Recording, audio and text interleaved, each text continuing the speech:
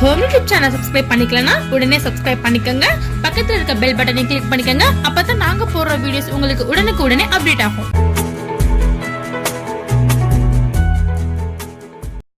Hello viewers, வணக்கம். சில பேர்த்துக்கு முகம் பார்க்குறதுக்கு ரொம்ப வயசானவங்கள மாதிரி தோற்றம் அளிக்கும், பொலிவு இல்லாமல் இருக்கும்.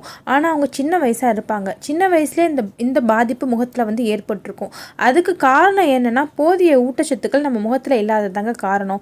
இப்போ நான் சொல்ல போகிற டிப்ஸை ஃபாலோ பண்ணுங்களேன். அதை நீங்கள் செஞ்சீங்க அப்படின்னா முகத்துக்கு வந்து பொலிவும் ஆரோக்கியமும் கிடைக்கும். தர்பூசணி பழம் இருக்குல்ல, அந்த தர்பூசணி பழத்தை நல்லா மசிச்சுக்கோங்க. அதோட எலுமிச்சை சாறு சேர்த்துக்கோங்க. இது ரெண்டையும் நல்லா கலந்து முகத்தில் பூசி ஒரு 20 நிமிஷம் வச்சுருங்க. 20 நிமிஷம் வச்சுருந்து அதுக்கப்புறம் வந்து ஃபேஸ் வந்து வாஷ் பண்ணுங்கள். தண்ணியில் வந்து சாதாரணமாக தண்ணியில் நீங்கள் வந்து கழுவிடலாம்.